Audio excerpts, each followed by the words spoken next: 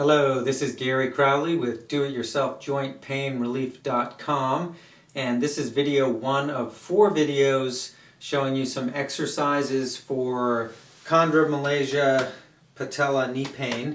And basically what we're going to do, the reason it's in 4 videos is number 1, I can keep them short, and number 2, I want you to ideally use all these videos to assess where your issues are, because basically if we run through everything, you'll probably find 1 or 2 areas that you need to work on that are unique to you, but we kind of got to show you everything that potentially could be wrong so that you can find those things. First 2 videos, we're basically going to work on the things on the front of your body that could be causing your chondromalacia knee pain. And in the second 2 videos, we're going to kind of show you everything on the back of your body that could be playing into your chondromalacia knee pain.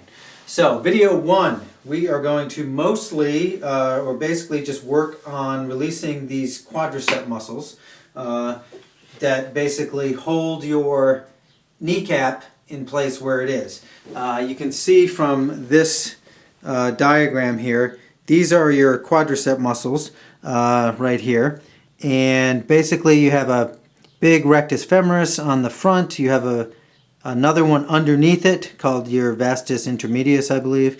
Then you have your vastus medialis, medial just means inside, and your vastus lateralis, which means lateral or outside. So basically you can see all this white fascia, tendinous kind of material that all these muscles feed into? Well, you can see pretty easily that if any of these muscles get inappropriately tight, they're going to yank on that fascia. And there's your kneecap, there's your patella. And if especially this rectus femoris is tight, it's going to keep that short, it's going to rub into your knee joint. Any of these could be pulling it off to the side and just causing all these knee problems. So first and foremost in video 1, we want to make sure these muscles are free and flexible and allow that patella to track properly, because any of them being too tight can make the kneecap track improperly and cause you pain. So, so your quadricep muscles are just right here, and the easiest way I have found to work on them, a lot of people want to stretch them, which is fine. You can get a good stretch in there, but basically what you're looking for is tight tissue. And the good thing is tight tissue is easy to find because tight tissue is painful or tender when you press on it. So if we just do a little investigation and we go up, basically here's your IT band. So just to the inside of your IT band is your vastus lateralis. Now in most people, this outer quad, this outer third of your quad is going to be very tight. It gets used a lot. It's very hard to stretch, even if you stretch it. And if you're one of these people that rolls on a roller, it's kind of hard to get to on the roller. You got to come at a little bit different angle. But most importantly, you're just going to feel all the way up this leg, and you're going to feel for some tender spots. Notice what's tender.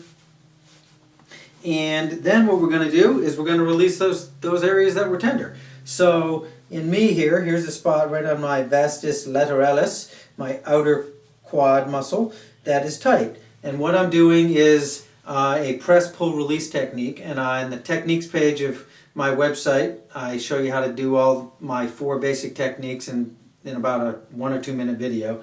But basically what you're doing is you're pressing onto the tissue, and you're going to work with it like it's clay. You're not going to massage it because your brain doesn't really understand what you're asking for when you just massage it. You're going to grab it like it's clay and stretch it, and grab it like it's clay and stretch it.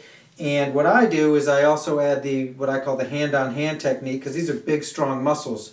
So you find a nice tender spot, and then you put your fingertips into it, and then you take the palm of your other hand and you press onto those fingertips, and you'll see that it really increases the pressure on that tissue.